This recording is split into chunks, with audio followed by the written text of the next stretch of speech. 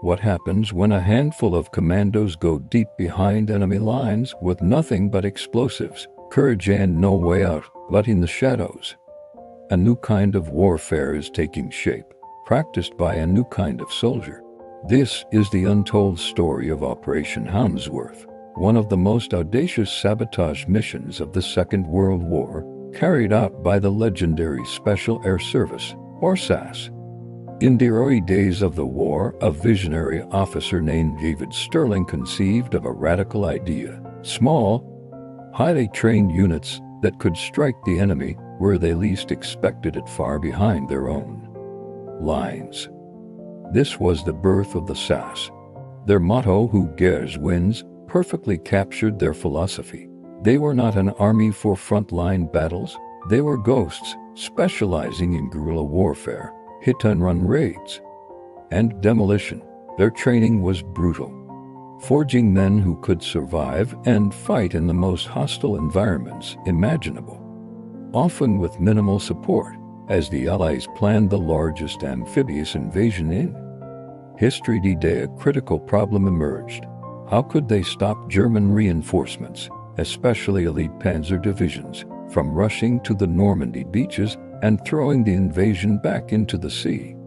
The answer lay in a series of daring SAS operations, and among the most vital was Houndsworth. The mission was deceptively simple on paper: parachute into the heavily forested Morvan region of central France, a known hotbed of resistance activity.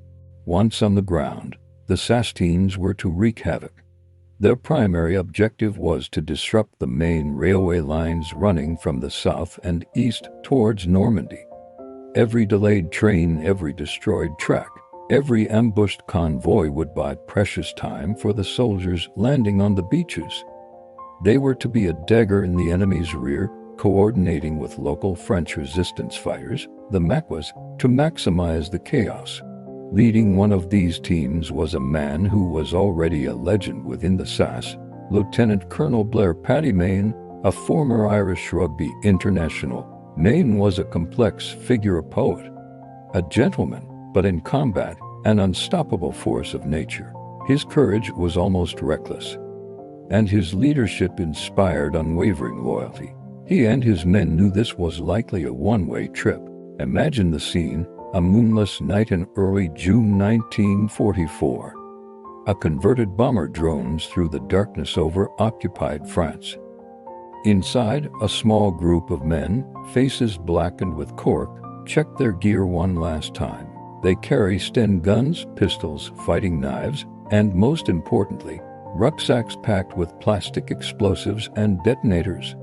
The green light flashes. One by one, they leap into the black abyss, their parachutes blossoming like ghosts against the night sky. Landing scattered and disoriented, their first task was survival. They had to link up, find their equipment containers, and make contact with the MAC, was all while avoiding German patrols that swarmed the countryside. An entry from one operative's diary, found in declassified files, reads, "Landed in a field next to a farmhouse. Held my breath for what felt like an eternity, pistol in hand. The lights in the house stayed dark. Life behind enemy lines was a constant state of tension. Every German patrol a potential firefight.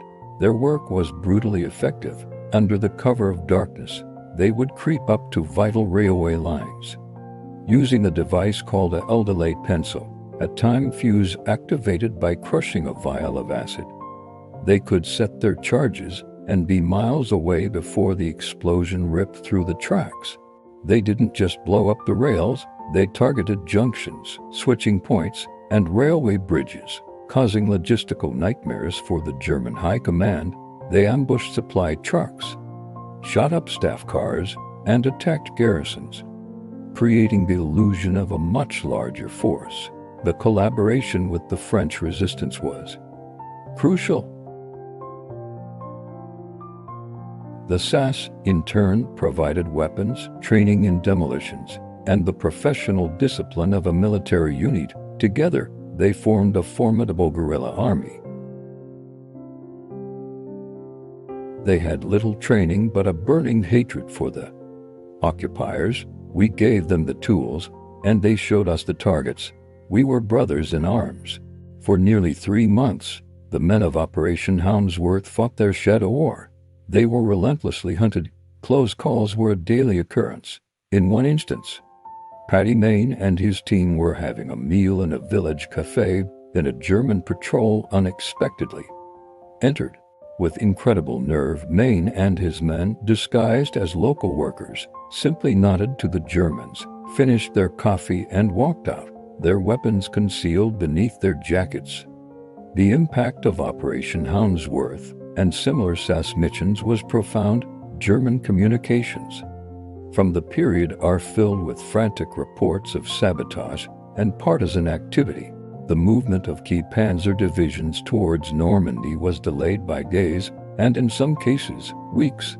This delay was critical. It gave the Allied forces the vital window they needed to secure their beachhead and begin the push inland.